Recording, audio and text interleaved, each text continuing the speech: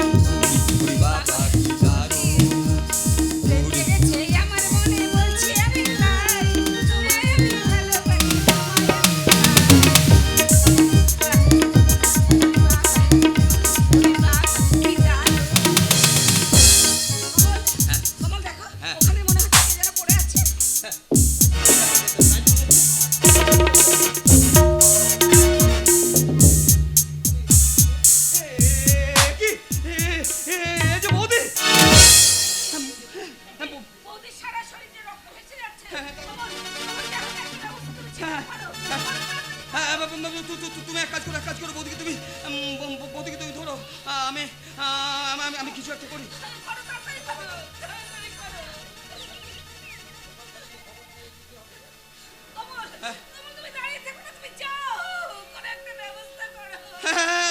তুমি একটু ধরো, তুমি ভালো করে ধরো, আমি দেখছি, তুমি ধরো। Taxi taxi taxi.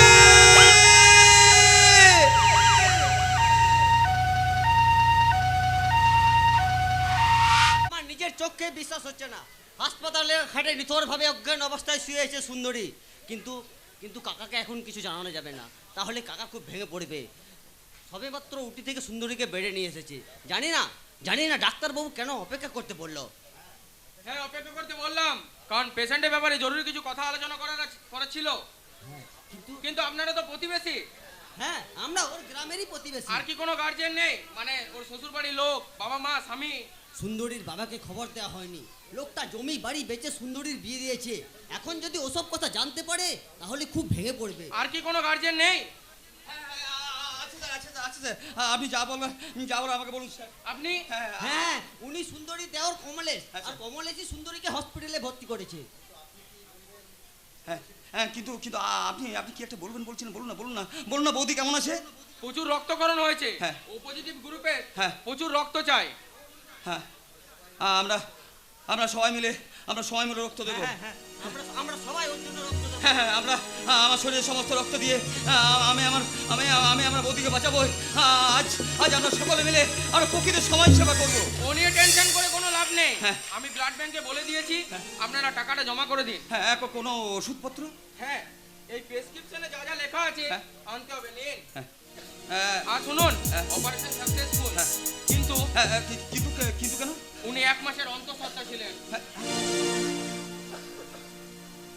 আর ওই 1 মাসের মায়ের পেটে কোনোভাবে আঘাত লাগার জন্য সেই ভ্রূণটিকে বাঁচানো যায়নি। উনি আর কোনোদিনও মা হতে পারবেন না।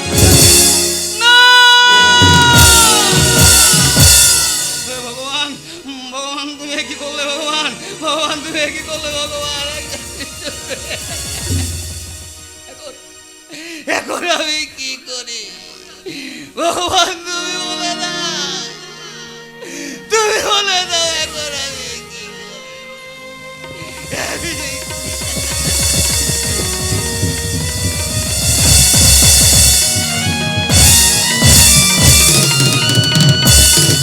একটা অপদার্থ, একটা জলজ্যান্ত মেয়ের চোখের সামনে দিয়ে উধাও হয়ে গেল, আর আপনারা হাত পা গুটিয়ে বসে হয়েছেন বন্দে মাতরম।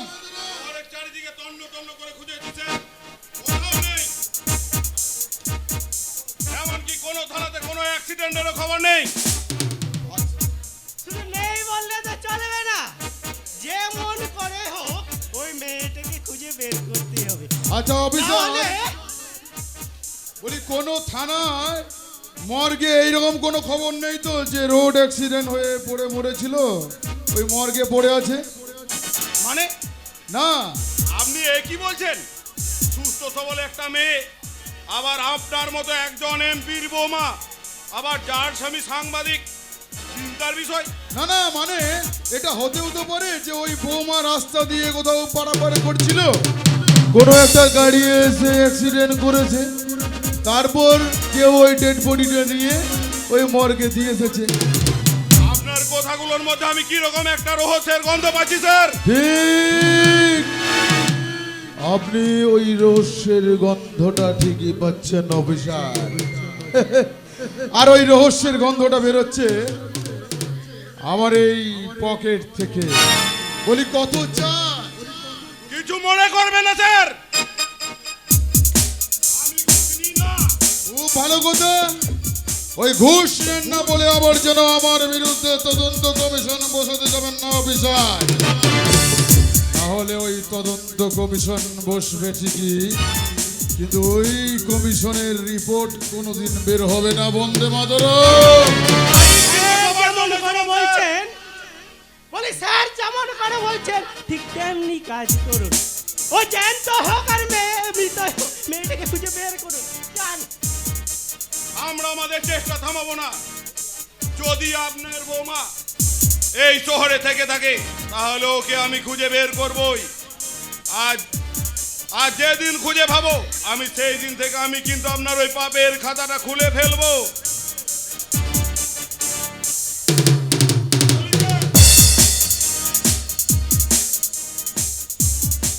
নমস্কার। সালা হঠাৎ করে দেশের পুলিশ অফিসার গুলো এরকম সৎ হয়ে যাচ্ছে কেন? বন্দে মাতরম। আমিও তো সেটাই ভাবছি স্যার। এই কিন্তু এখন কি করবেন? আমিও তো সেটাই ভাবছি মদন মোহন। ওই হাওয়া লাগার পর আধমোড়া সাপের মতো যদি মেয়েটা জেগে ওঠে পুলিশকে সব কিছু বলে দেয়। শুধু তাই নয় স্যার, আমি তো শুনলাম আজই আপনার ওই সাংবাদিক মেজর ছেলে বিদেশের কাজ শেষ করে বাড়ি ফিরছে। ওনাকে কি বলবেন স্যার? ওকে আমি বলবো। আমাকে কি বলবে বাবা? তুই তুই কখন এলি? হ্যাঁ এইমাত্র এয়ারপোর্ট থেকে বাড়ি যাচ্ছিলাম, তাই ভাবলাম তোমার সাথে তোমার অফিসে একবার দেখা করে যাই। খুব ভালো করেছিস বাবা। ওই অফিসে মানে বাড়ি যাবার পথে আমার অফিসে এসে দেখা করে তুই খুব ভালো করেছিস, কিন্তু বাড়ির সকলের অবস্থা খুব শোচনীয় রে সমরেশ। কেন, কি হয়েছে কি? আর কি হয়নি বল সমরেশ? মানুষ ভাবে এক আর হয় আরেক। তোর ছোট ভাই কমলেশ, ছি, ছি, ছি, ছি, ছি। আমি দুধ কোলা দিয়ে একটা কাল সাপকে পুষেছিলাম রে সমরেশ। একটা কাল সাপকে জন্ম দিয়েছিলাম ভেবে আমার বুকটা ডুকরে ডুকরে কেঁদে উঠছে রে সমরেশ, কেঁদে উঠছে। আপনি কাঁদবেন না স্যার, আপনি কাঁদবেন না। কি গন্ধ! বলে তোকেও বলে হারিয়ে যায়। ওই আমাদের কথা মানে আমাদের কাউকে জিজ্ঞাসা না করে সুন্দরীকে তো বিয়ে করে নিয়ে এলি, কিন্তু একবার ওই সুন্দরীর সম্পর্কে খোঁজ খবর নিয়ে দেখলি না? আপনি এত উত্তেজিত হবেন না স্যার, আপনার না শরীর খারাপ। জানেন সমরেশ বাবু, গত 1 মাস ধরে আপনার বাবা শুধু বৌমা বৌমা করে কাঁদছে আর কাঁদছে। আপনাদের কথাগুলো তো আমি কিছু বুঝতেই পারছি না। ওরে ওরে মেজো খোকা, আমি ওকে প্রথমে বুঝতে পেরেছিলাম, বিশ্বাস কর। ওই ওই সুন্দরীকে আমি নিজের মেয়ের মতো ভালোবাসতাম, যার হাসি মুখটা দেখেছিল আমার প্রতিদিনের কাজ। সেই সুন্দরী সুন্দরী? সুন্দরী সুন্দরী একটা চরিত্রহীনা মেয়ে। ওরে ওরে বুকটা একেবারে খালি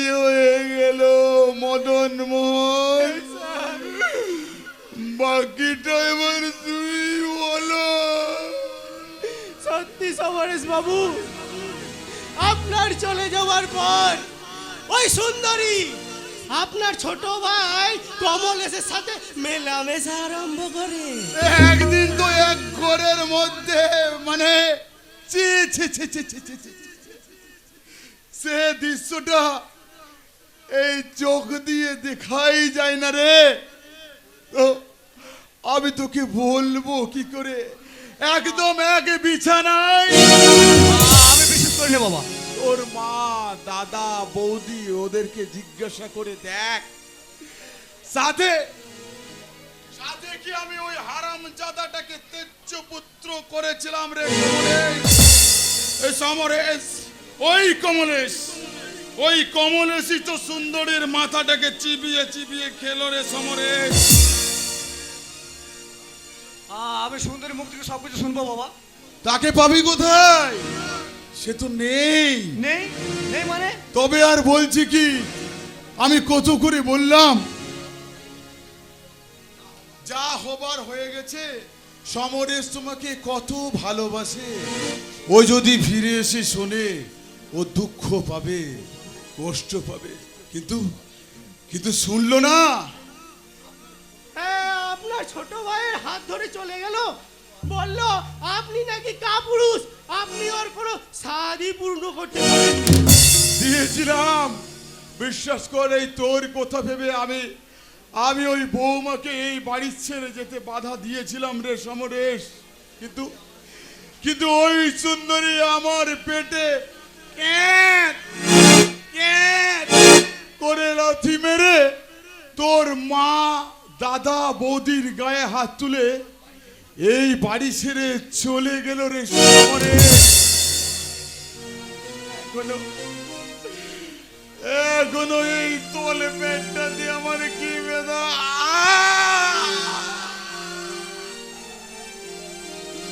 কি ভাবছিস সমরেশ? আমি চলি বাবা। হ্যাঁ, সেই বলো ভালো, তুই বাড়িতেই যা। আমি বলি কি সমরেশ, তুই না ওই সুন্দরীর কথা না ভুলে যা। আমি আবার তোর বিয়ে দেব। না বাবা, বিয়ে আমি আর করবো না বাবা। ওই তোমাদের কথা ঠিক বাবা, আদর্শ নিয়ে বাঁচা যায় না। তাই সুন্দরী চোখে আঙুল দিয়ে সেই কাহিনী আমাকে দেখিয়ে দিল বাবা। তাই তাই বিয়ে আমি আর করবো না বাবা, বিয়ে আমি আর করবো না। বন্দে মাতরম। মদন মোহন, খুব সহজেই আমি ওই সমরেশের মন থেকে ওই সুন্দরীকে মোছাতে পেরেছি। ওই মদন মোহন, এবার মাঝে মাঝে আমি তোমার ফ্ল্যাটে আমার ওই মেজো খোকাকে পাঠাবো। কোনো বলে অরুচি নেই, উনি তো ইয়াং সাংবাদিক, বলি উনার জন্য তো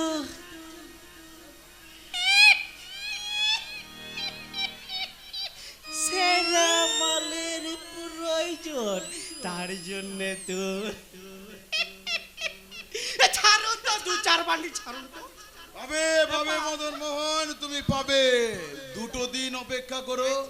আসলে অনেক দিন হলো ওই মুম্বাইতে কোনো মেয়ে পাঠানো হয়নি, তাই হাতটা একেবারে খালি। সে কি বাবা, তোমার হাত খালি? তুই হ্যাঁ, আমি বন্দে মাতরম। এই, তুই তুই তুই তুই এখানে কেন? অনেকদিন ধরে ভাবছি বাবা, কি ভাবছিস? আমি তোমার কাছে ক্ষমা চেয়ে নেবো, আমাকে ক্ষমা করে দাও বাবা। ঠিক আছে ঠিক আছে ঠিক আছে। ও বাবা, হ্যাঁ বাবা গো, বল। বলছিলাম কি, আমি তোমার জন্য একটা সুখবর এনেছি। সুখবর? হ্যাঁ গো বাবা, শোনো না, শোনো না। বল। বুঝলাম, আমি একটা মেয়ের সাথে ভাব জমিয়েছি, নাম নেশা। নেশা? হ্যাঁ হ্যাঁ, দিল্লিতে থাকে। দিল্লির মেয়ে? হ্যাঁ, আর নেশার ব্যাংকে মানে কোটি কোটি টাকা আছে। কোটি কোটি? হ্যাঁ, কোটি কোটি। কোটি কোটি? হ্যাঁ গো বাবা, একবার যদি মালটাকে ফেরাতে পারা যায়, তাহলে ওই কোটি কোটি টাকা আমরা দুজনে ভাগ করে নেব। কোটি কোটি কোটি কোটি কোটি কোটি। কোটি কোটি। আর ওই নিশাকে বোম্বেতে পাচার করতে পারলে ভালো রেটও পাওয়া যায়।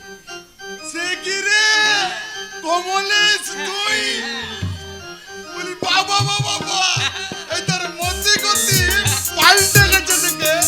আমি না খুব খুশি হয়েছি, আর এই খুশিতে আমার মনে হচ্ছে কি হয়েছে?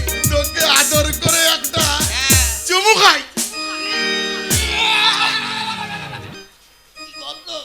কিসের রে? বাবা, তোর মুখ দিয়ে মদের গন্ধ বেরোচ্ছে, মুখটা ধুয়ে এসো যাও। আমিও খুব খুশি হয়েছি। বলছিলাম কি, তা ওই মেয়েটাকে কবে আনবি? আগামীকাল বাড়িতে চলি। কমলে বাবা কি সুন্দর নাম ধরে আমাকে ডাকছে, বলে বাবা। বলছিলাম কি বাবা, হ্যাঁ, বেশি দেরি করিস না, না একটু তাড়াতাড়ি আসছিস কেমন না, বাবা? হ্যাঁ, হ্যাঁ বাবা।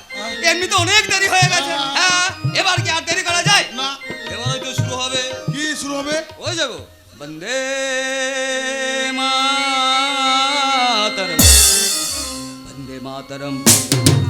वंदे मातरम वंदे वंदे मातरम वंदे मातरम वंदे मातरम वंदे বন্দে वंदे मातरम वंदे मातरम वंदे मातरम वंदे वंदे मातरम वंदे मातरम वंदे मातरम वंदे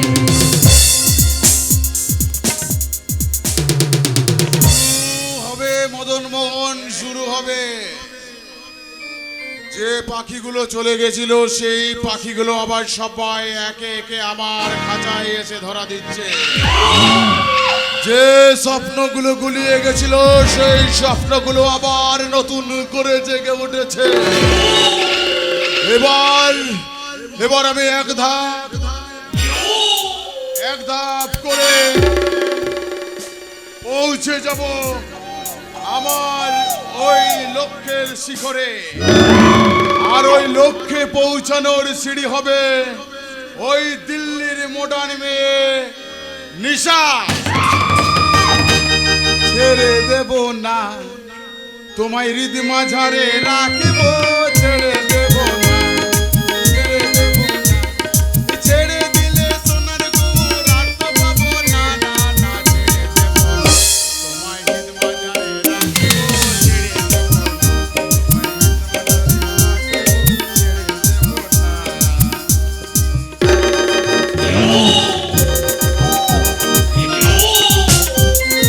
দিদি, আয় দিদি।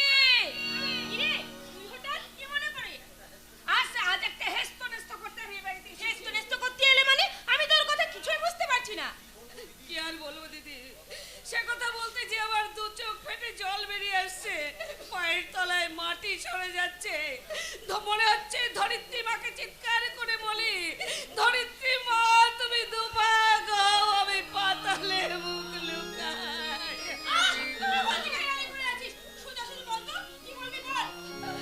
দিদি, তোর ছোট ঠাকুর আমাকে ঠকিয়েছে। মানে কমলেশ, ও তো একটা বংশের কুলাঙ্গার। হ্যাঁ জামাইবাবু, আগে তো বুঝিনি, তাই ওকে মনে প্রাণ দিয়ে আমি ভালোবেসেছিলাম। কিন্তু কিন্তু কি? কিন্তু এতদিন আমার সাথে ঘুরে আমার সাথে প্রেম করে এখন আমাকে বিয়ে করবে না বলছে। গরিবের কথা না এই বাসি হলে মিষ্টি লাগে। তখন আমি তোকে পই পই করে বলেছিলাম, পই পই করে বলেছিলাম ওই হারামজাদার সঙ্গে তুই মিশিস না, মিশিস না। আমার কথা শুনেছিস? এখন বল, এই বোঝাবুঝি করতেই তো আমি এখানে এলাম। আজও এ বাড়িতে আসবে। সে কি, কেন? আপনার বাবা ডেকেছেন। আর সে একা আসবে না, তার সঙ্গে কোন দিল্লির কোটিপতি একটা মেয়েও নাকি এ বাড়িতে আসবে। দিল্লির কোটিপতি মেয়ে? হ্যাঁ, দেখতে নাকি মেয়েটা দারুণ। ইদানিং আমার হাত ছেড়ে দিয়ে ওরা হাত ধরেছে। এখন দামি গাড়ি ছাড়া চড়ে না, দামি সিগারেট ছাড়া খায় না। তার মানে ওই মেয়েটা দৌলতে কমলেশের হাতে এখন অনেক টাকা। হ্যাঁ, ওই মেয়েটার সম্পত্তির জন্যই তো কমলেশ আমাকে ভুলে গেল। আজ আসুক, আজ আসুক, আমি ওর সঙ্গে একটা হেস্তনেস্ত করেই ছাড়বো। না না, তুমি মাথা গরম করো না, আমি না হয় ওকে বুঝিয়ে বলবো। কি বোঝাবেন আপনি, কি বোঝাবেন? আপনার কথা কি ও শুনবে? ও তো এখন টাকার নেশায় ধরাকে সরা জ্ঞান করছে। আরে যাকে তাকে লাখ লাখ টাকা দান করে দিচ্ছে। সে কি তার মানে আমরা ছিলাম, আমাদেরকেও দেবে? হ্যাঁ, মন ভালো থাকলে দিতে পারে। ওই জন্যই তো বলছি ওর সাথে আগে কোনো ঝামেলা করো না, বলি কমলেশ কোথায় রে? কমলেশ কি এই তোরা সবাই এখানে রয়েছিস, আমার কমলেশ কোথায়? এই ঘরে ওই কতদিন কমলেশকে আমি দেখিনি, ওর জন্য মনটা বড় বেকুল হয়ে উঠেছে। তোমার নাটক থামো রে। মনটা বেকুল কি আর কমলেশের জন্য হয়েছে? কমলেশের ফাঁদে ধরা দেওয়া ওই মেয়ের, কোটিপতি মেয়ের জন্য হয়েছে। এই বলি তোকে ওই মেয়েটার কথা কে বলেছে রে? আমি বলেছি। তুমি? হ্যাঁ আমি। আর শুধু বলিনি, আজ এসেছি আমি ওর সঙ্গে একটা হেস্ত নেস্ত করতে। ওই মেয়েটার সঙ্গে ঘোরাফেরা করে চলবে না, ওকে আমাকেই বিয়ে করতে হবে। বলে তোমার সাহস তো কম নয়, হ্যাঁ? এই তোমার মতো একটা থার্ড গ্রেডের মেয়েকে আমি আমার বৌমা করবো ভেবেছো? শালা কোথায় আমার কমলেশ, আরে কোথায় তুমি? কমলেশ বাবু, আমার হীরের টুকরো ছেলে। জল হ্যাঁ? এ কি তুই এসে গেছিস বাবা? জল খাও। জল। আমি জল নিয়ে এসেছি। এক মিনিট বৌদি। হ্যাঁ বলছিলাম, শুধু জল এনো না, একটু মিষ্টি এনো। হ্যাঁ শোনো না, শোনো। এটা তুমি কি করেছো? কেন? হ্যাঁ। ভালো লাগছে না? হ্যাঁ। তোমার মেয়েটা ওই অস্ট্রেলিয়া থেকে এনে দিয়েছে।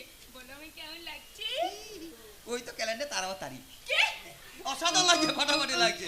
বুঝলি বর্দা, এই বছর না পুজোতে তোর খরচটা কমে গেল। কেন? আরে কেন কে রে? বৌদির পোশাক দিনকে দিন যেভাবে ছোট থেকে ছোট ছোট ছোট হতে আরম্ভ করছে, বৌদিকে আর শাড়ি সালোয়ার না কিনে দিয়ে চলবে। বৌদিকে রুমাল কিনে দিবি, বৌদি রুমাল পরবে। রুমাল পরবো? না না না, আমি রুমাল পরবো না। পরবে না? না। রুমাল পরবে না? দেখ তোর বউ বলে কি, দেখ রুমালও পরবে না। এই বন্ধু মাতারাম, বলি ওই মেয়েটা কোথায়? হ্যাঁ দাঁড়া বলছি। বৌদি তুমি এক কাজ করতে, একটা জল নিয়ে এসো। শোনো, হ্যাঁ বল। বলছিলাম কি এসেছে। কোথায়? এই তো দাঁড়াও ডাকছি। দাঁড়াও। নিশা, নিশা, নিশা। লেলা মেলেলা ऐसी हूँ लैला, हर कोई चाहे मुझसे मिलना अकेला।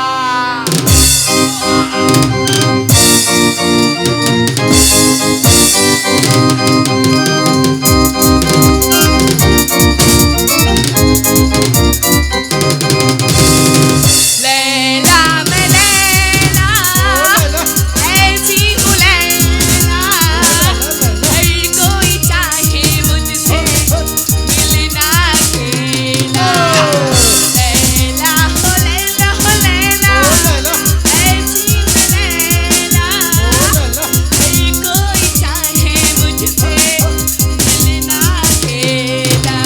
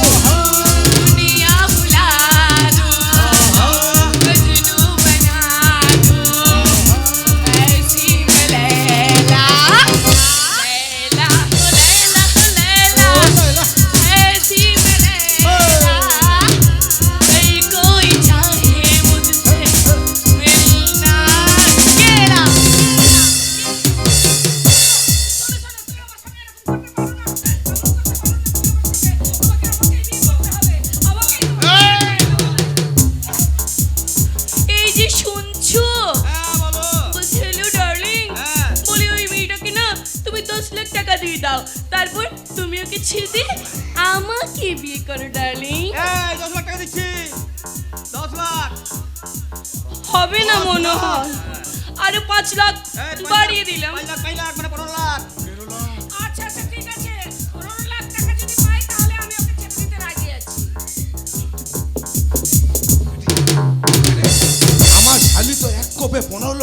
সারাদিন এলো, তুমি কিছু করো। হ্যাঁ, আমি করব, কিন্তু কি বলতো অমরেশ, আমি অনেকক্ষণ থেকে দেখছি এই মেয়েটাকে না অনেক চেনা চেনা মনে হচ্ছে, বুঝছিস?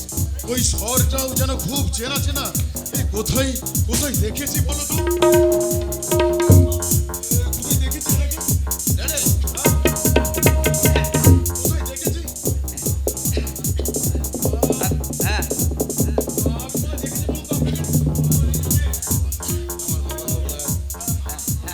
হ্যাঁ কে? হ্যাঁ, এ কে? আমার বাবা।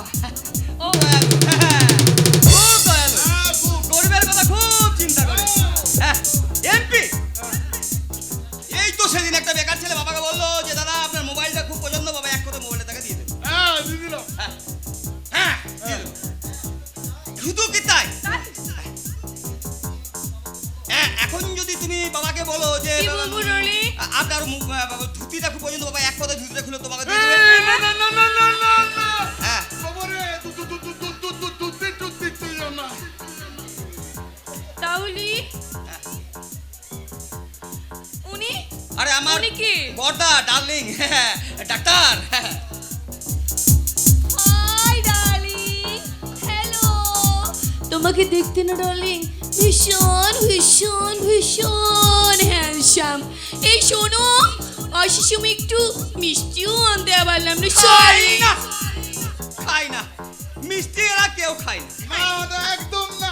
বাবা তো সুগার। হ্যাঁ, সুগার। হ্যাঁ, তবে কি জানো, হ্যাঁ। বাবা একটা জিনিস খেতে খুব ভালোবাসে। কোন জিনিসটা? বাবা চর খেতে ভালোবাসে। ও চোর। হ্যাঁ, কাকা- আমারও না চোর মারতে ভীষণ এই! ভালো লাগে। হ্যাঁ, এদিকে আয়।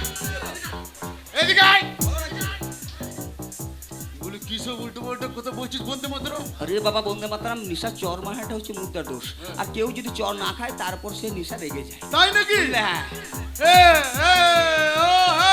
ম্যাডাম,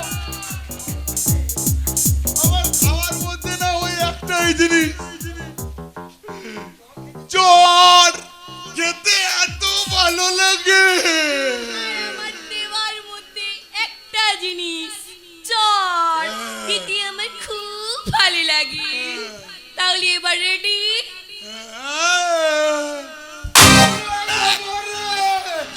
বড্ড জোরে মেরে ডার্লিং, হ্যাঁ। একটাই হবে না, না। আমি আরো মারবো। ও বাবা, বলছে নাকি নিশার যখন ইচ্ছে হচ্ছে আর একটা খেয়ে নাও, যাও। হ্যাঁ, যাও।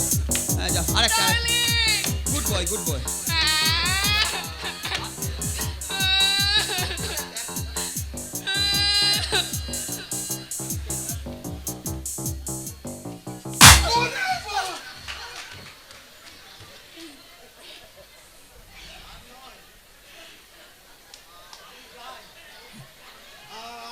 আমি যাই।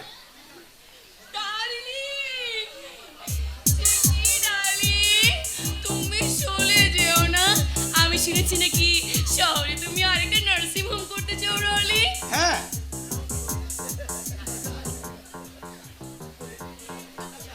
কিন্তু এর জন্য তো অনেক টাকা চাই। ডার্লিং, কত টাকা চাই? 50 লাখ? সব টাকা আমি দিই ডার্লিং। 50 লাখ? আমি রাজি। রাজি। শোনো না ডার্লিং, তোমার বউকে ডিভোর্স করে দাও, আমাকে বিয়ে করে নাও, তারপরে আমার সমস্ত সম্পত্তি তোমার হয়ে যাবে। মানে কিন্তু কমল তো ও ডার্লিং, আমি তো জানতাম না এই বাড়িতে তোমার মতো একটা হ্যান্ডসাম ইয়ং ছেলে আছে। তাহলে ওকে কি আমি থোড়াই ভালোবাসতাম? সত্যি? সত্যি ডার্লিং, বিশ্বাস করো, বিয়ের পরে সমস্ত সম্পত্তি তোমার হয়ে যাবে। আমি রাজি। তাহলে নিজের বউকে খুলে